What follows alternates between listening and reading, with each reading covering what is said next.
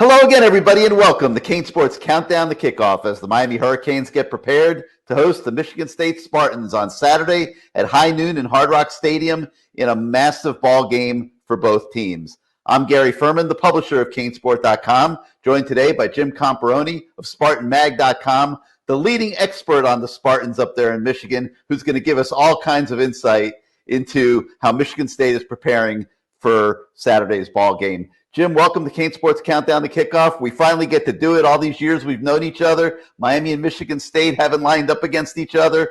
We were supposed to come up there last year. COVID intervened. Now you guys are coming down here to the Rock. And from what I've seen, Mel Tucker and the Michigan State program is feeling really, really good about themselves this season and are looking forward to this test. Yeah, I think there's some optimism within the team growing, certainly, among the players and the coaches, and the fan base also is starting to buy in and get excited about it. And for pretty good reason. Michigan State's been reasonably sharp and explosive the first two games. And that's news around these parts because explosiveness on offense is not something that Michigan State has been in the past 3 or 4 years.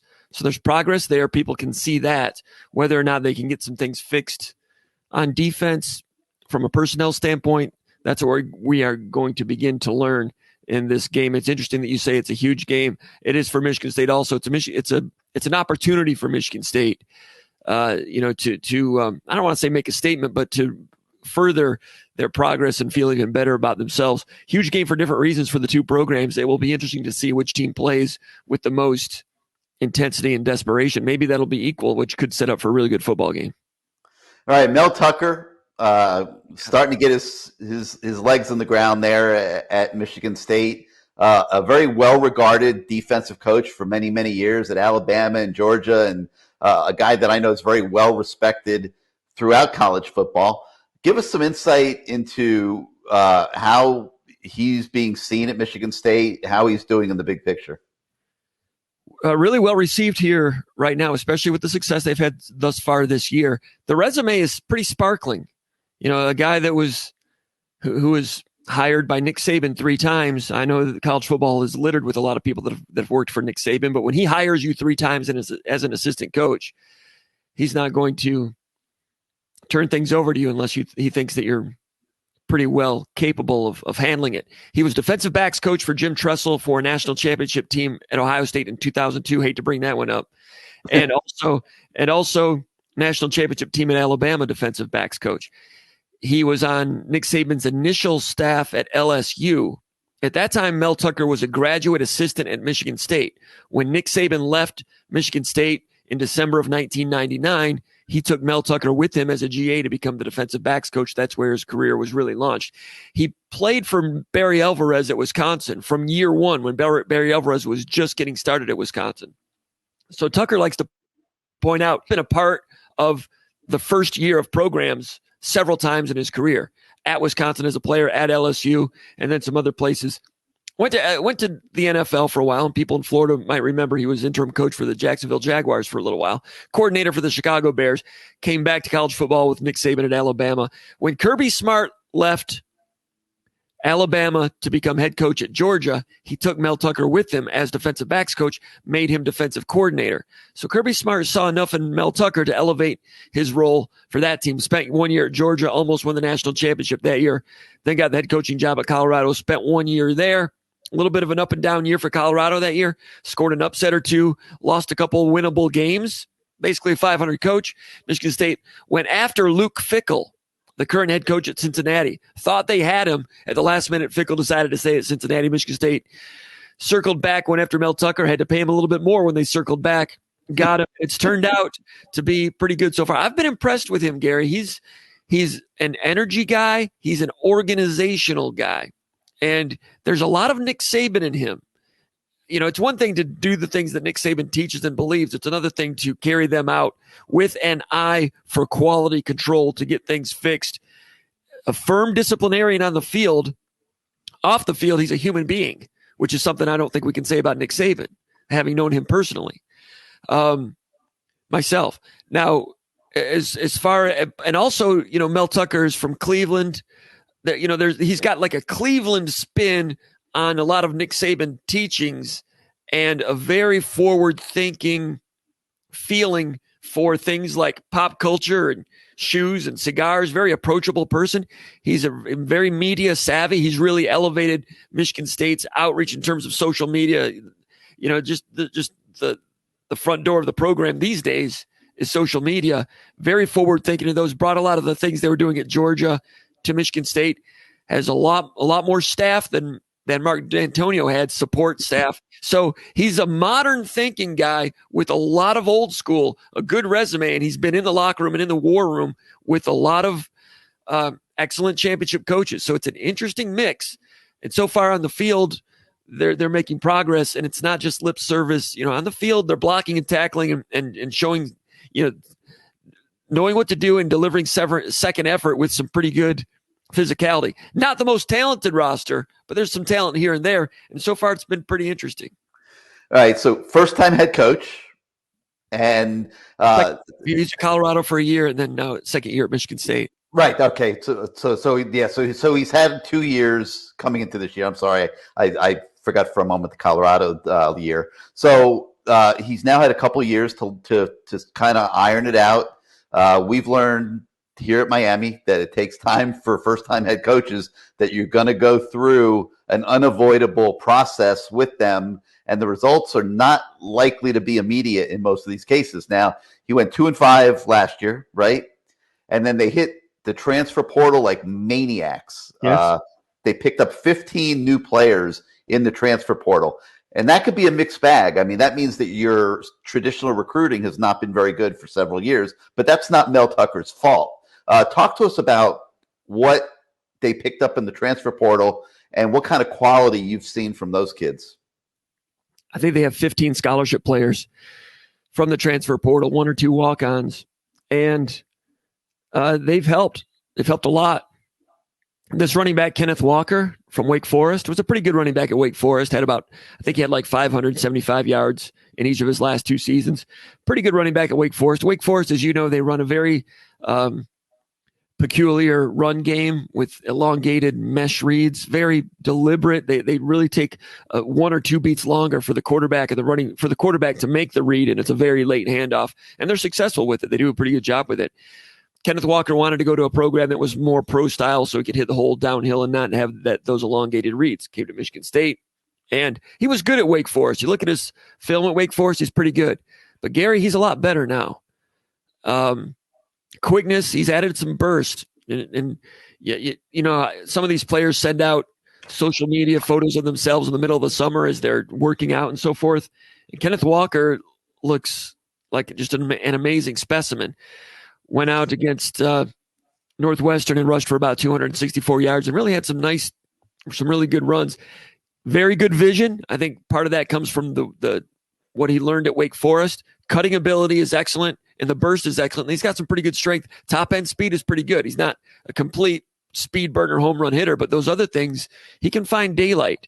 And, I talked about Mel Tucker has more of a support staff than D'Antonio did. Interestingly, his predecessor, Mark D'Antonio, did a lot of the fundraising to raise the funds for that support staff that Mel Tucker came in and is capitalizing on. Some of the support staff includes the new strength and conditioning coach.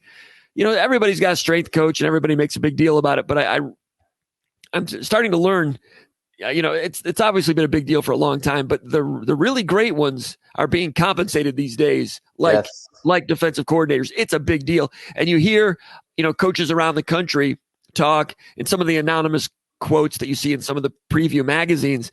People were wondering about programs.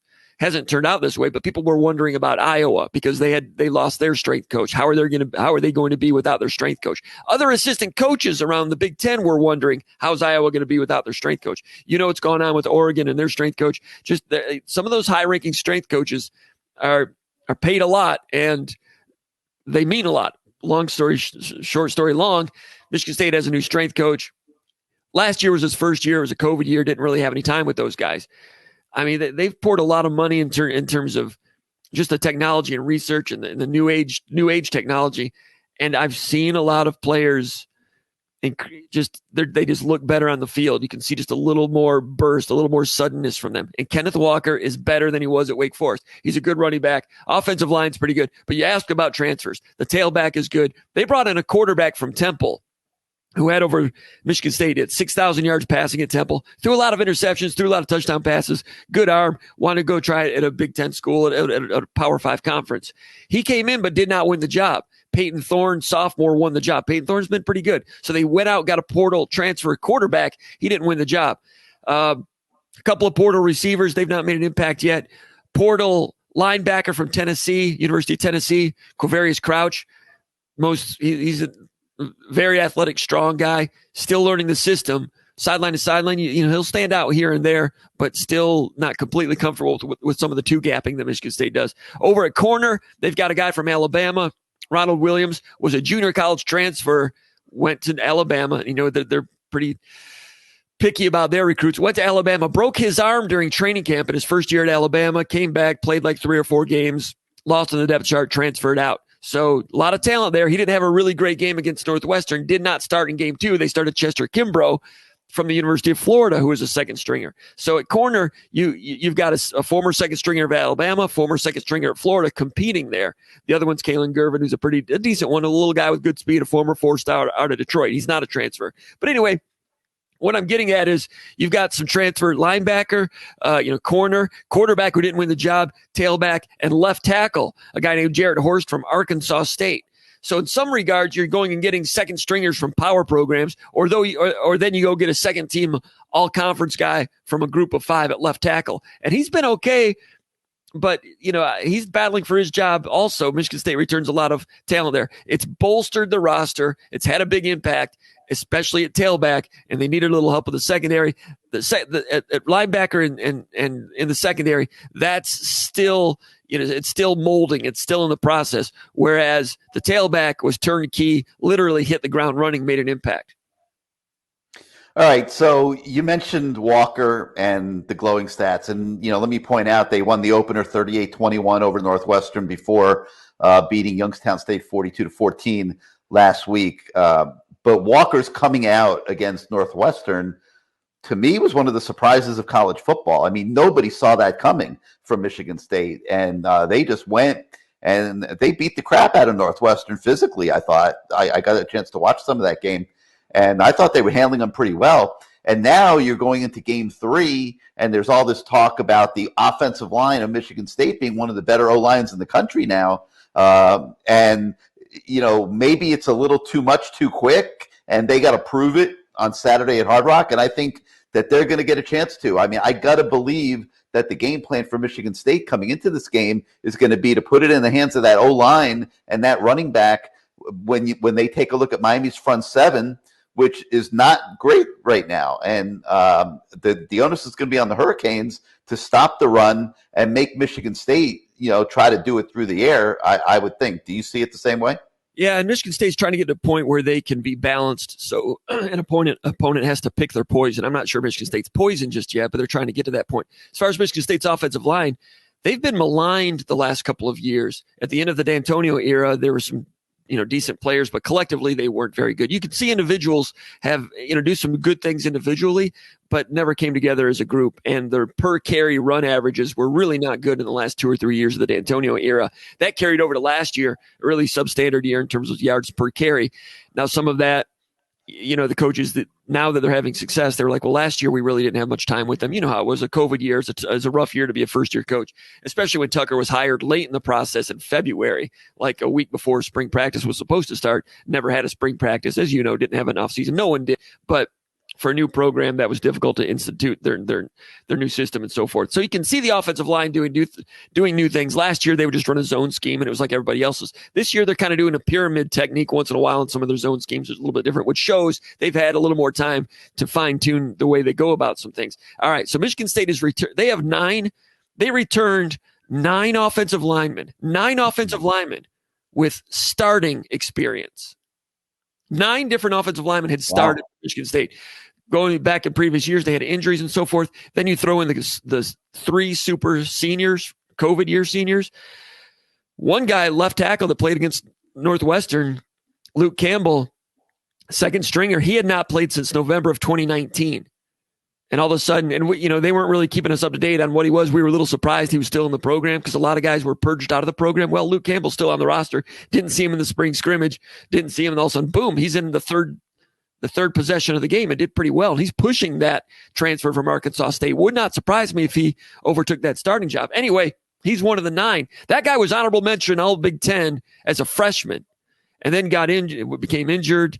Thought about walking away from football, 2 years away from the game, 4 surgeries. Now he's back out there and he looks pretty good. So some of these guys with starting experience have gone through some rough times. The center, Matt Allen, last year played 1 game in the opener against Rutgers, did not play well. They lost to Rutgers, did not play the rest of the season. I thought there was a chance we'd never see him again. He's back playing center. They love his knowledge. He's not a guy that's just going to destroy people, but this is a veteran 6th-year guy.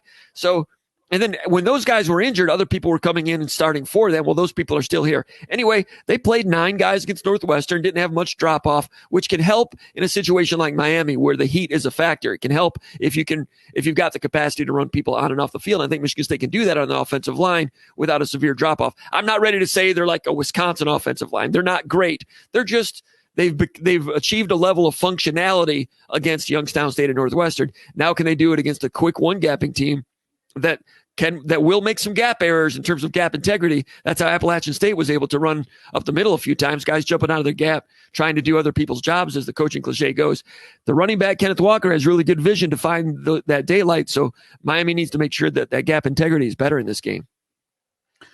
Well, you mentioned 9 offensive linemen with starting experience, and Miami has been kind of struggling a little bit on the O-line. I'm sure you've heard.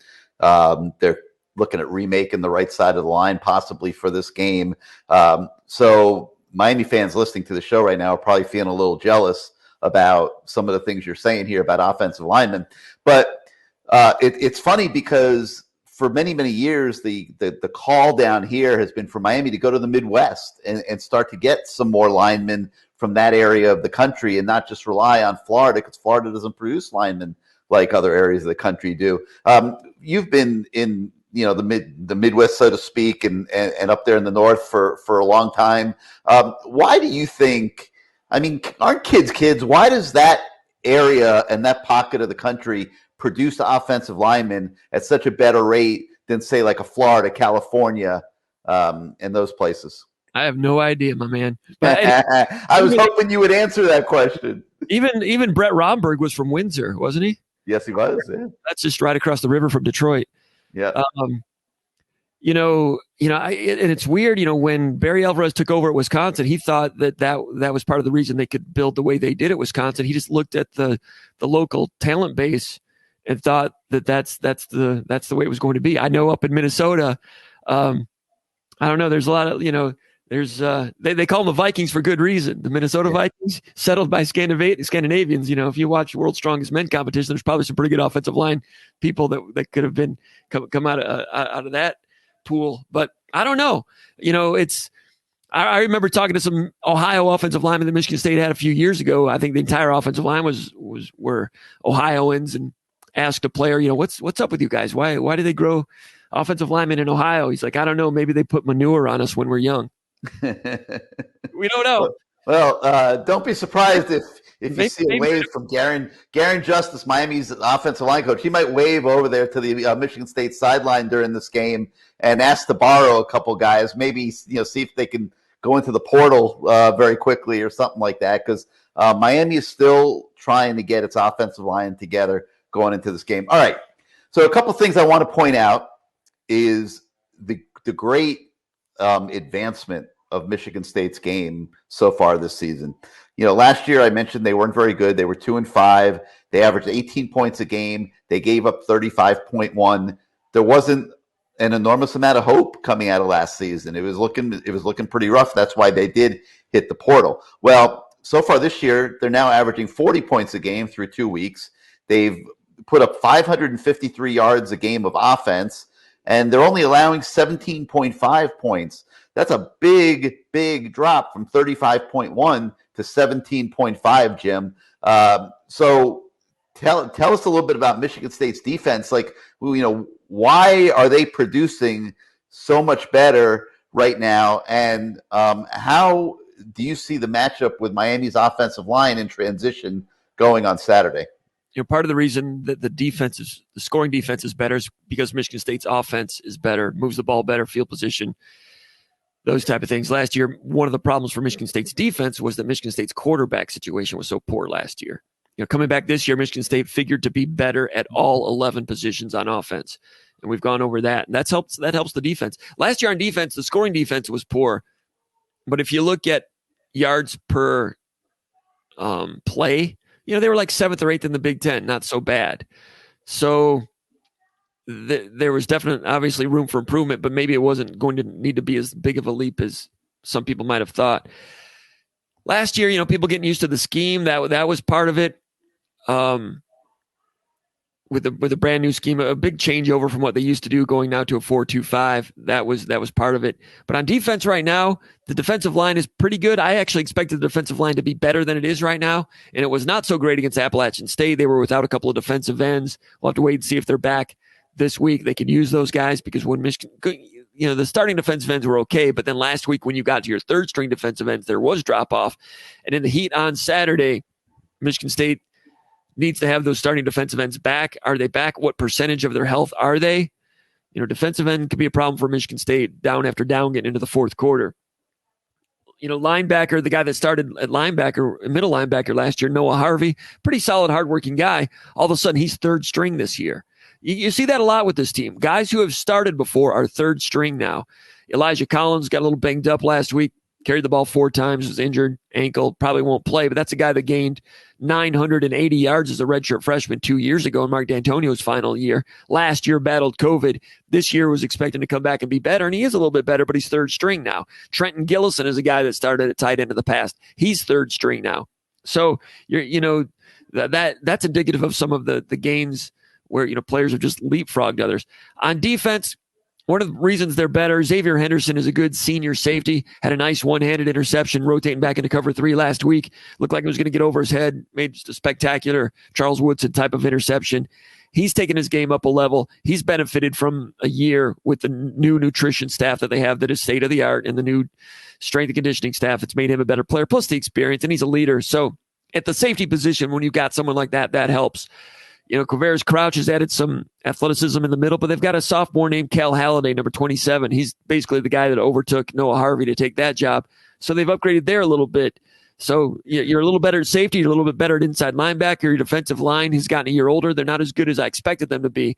So that's where they're better there. But for the most part, the real reason those defensive stats are pretty good is because Youngstown State and Northwestern were not all that great on offense. That's a part of it. I mean, it's a different, as Nick Saban would say, it's a different shooting match when you've got someone like De'Aaron King out there and Rambo and Mallory and the running back. So the midterm exam will be a little bit tougher than these 2 quizzes Michigan State's had so far.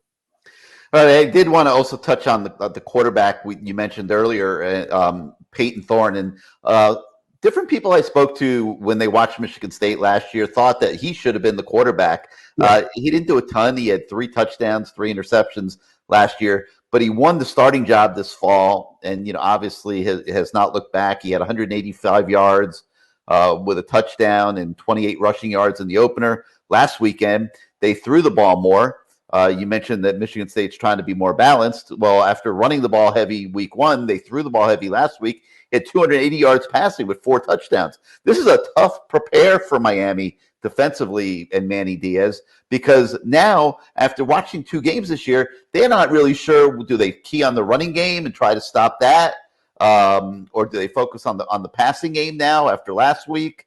Talk a little bit about Peyton Thorne and the problems that you think that he poses. Yeah, they're developing some balance there, Michigan State is.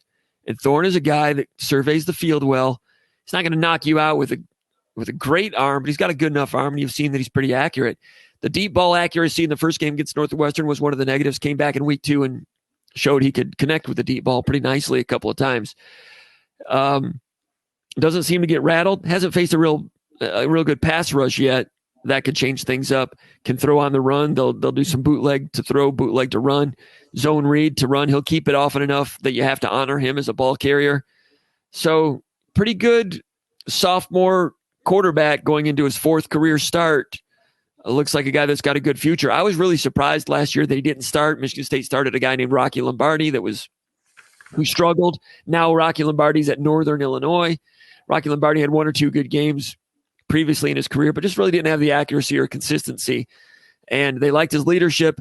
By the end of the year, Peyton Thorne started the last game of the year and threw for over 300 yards at Penn State. That's one of the things, one of the decisions from this coaching staff that kind of stands out last year as a head scratcher. Why didn't Thorne start last year? Hey, we are not in practice. We don't see the scrimmages.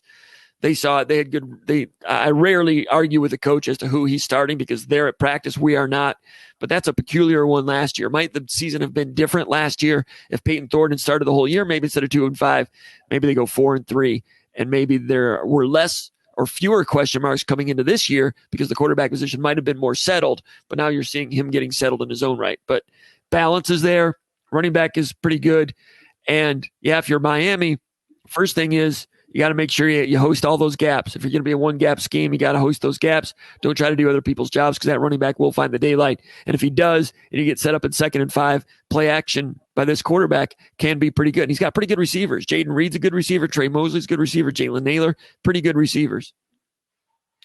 All right, as we wind down here, I see 2 issues for Michigan State. Number 1, simulating De'Ara King in practice this week. Very difficult task, I'm sure.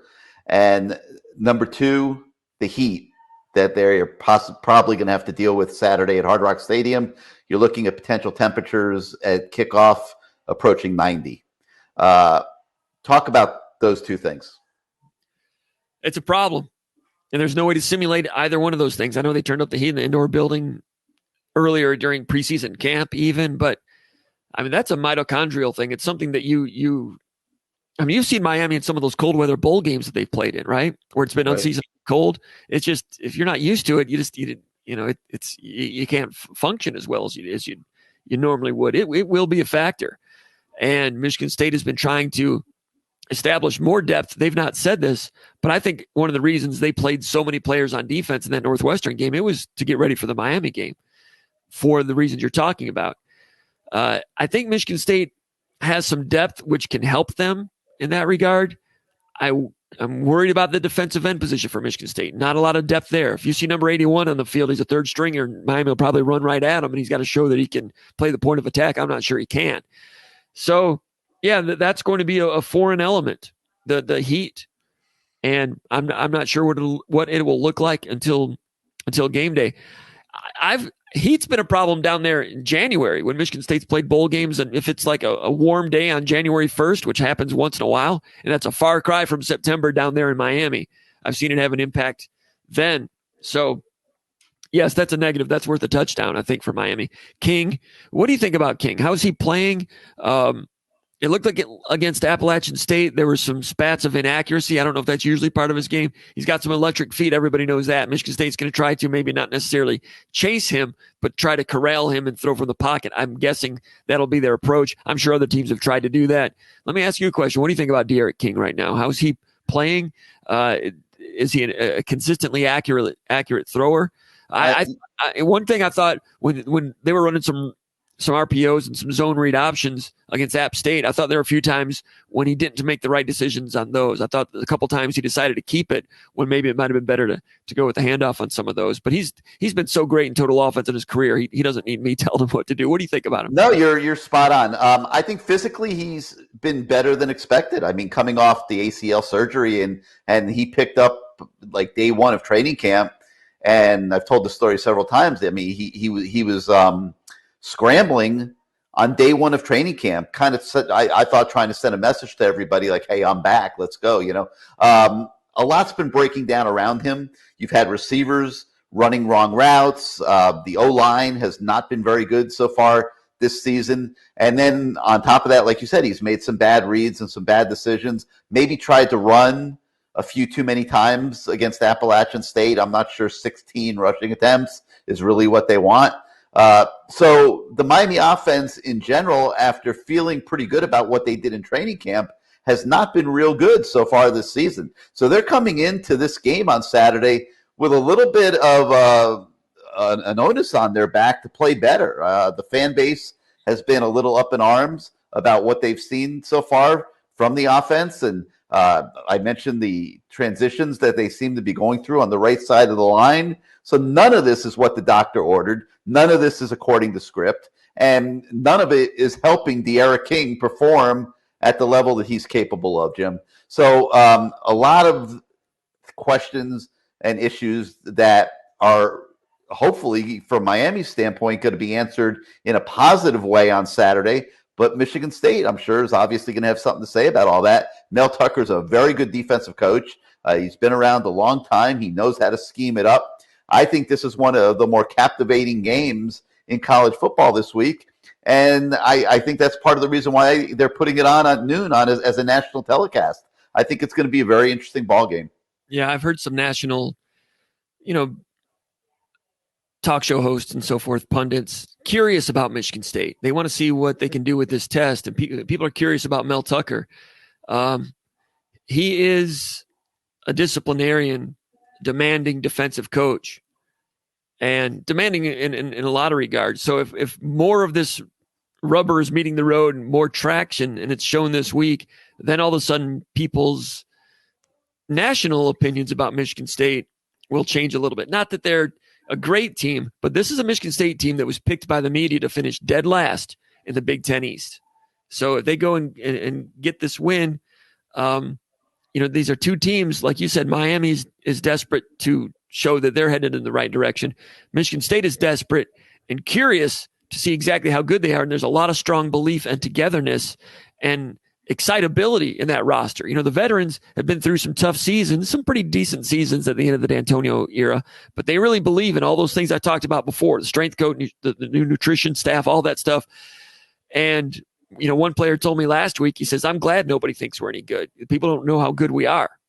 Those are just words. But let me ask you a question of the wide receivers. You said sometimes the wide receivers weren't running the correct routes. Were the receivers admitting that, or was it Lashley, the coordinator? Or how did you see combination of everybody? They've been making some mental errors. And I think what happened, Jim, was, you're playing Alabama in the opener and you're thinking, man, we need to, scheme some stuff up for Alabama. These guys are so good. And I think they tried to expand the playbook.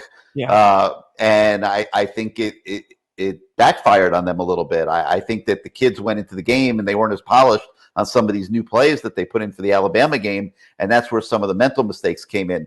So I think what happened was they come back home, and for Appalachian State, I think they went in reverse. They went back to the basics and went very vanilla for Appalachian State. And that might have backfired in the opposite way. They just weren't good enough on offense, were way too vanilla. And when you factor in the offensive line playing abysmal, that kept them from doing a lot in that game offensively. So they're coming in this week. They know they got to score touchdowns. They can't keep going inside the 40 and coming away with field goals or no points at all. So that's been a big focus in practice this week. We'll find out Saturday how it goes. Michigan State's given up a couple of deep shots against Northwestern. Miami's got the capacity to test you deep with those things. I'm not sure they've done a lot of that yet this year. They might do some rocket testing in this game and make Michigan State prove they can cover it. Also, number 15 at safety, Angelo, nice little tackler, was a kind of a thick corner. Last year as a true freshman, played in the nickel as the nickel back in the slot later in the year. Now he's at safety and he's still learning back there. And Youngstown caught Michigan State and singled safety deep, cover one man-to-man. Michigan State was pressing everybody that particular play, had number 15 on their best receiver, who was the number 3 receiver to the inside, and ran a deep flag on him, and he was open by a step and a half. Quarterback overthrew him. If you catch Michigan State in man-to-man and you can force that matchup, you can attack number 15. He's still learning there. They'll put him in a situation to play man-to-man like a corner, although he's a safety. A lot of times the sport, as you know, comes down to matchups. And, Michigan State's going to have to withstand, I think, some deep shot attempts from Miami. I would think that Miami would like to get into a rhythm with some explosive plays. And when they look at Michigan State's film, I got to believe they're going to think that they've got a chance to take some shots occasionally when they catch Michigan State in man-to-man. Yep, no doubt. Miami's thinking points this week. Well, Jim, thank you so much for your time. Great insight into the Spartans. Looking forward to Saturday's game in a big time way. I love good ball games. I think this is going to be a good one. I think there's a chance it goes into the fourth quarter. It could end up being a shootout if Michigan State's offense shows up. And it should be a great day at the stadium for the fans of both teams. So for Jim Comparoni of SpartanMag.com, I'm Gary Ferman. Thank you for joining us on CaneSport's Countdown to Kickoff, and we'll see you at Hard Rock Saturday at noon, everybody.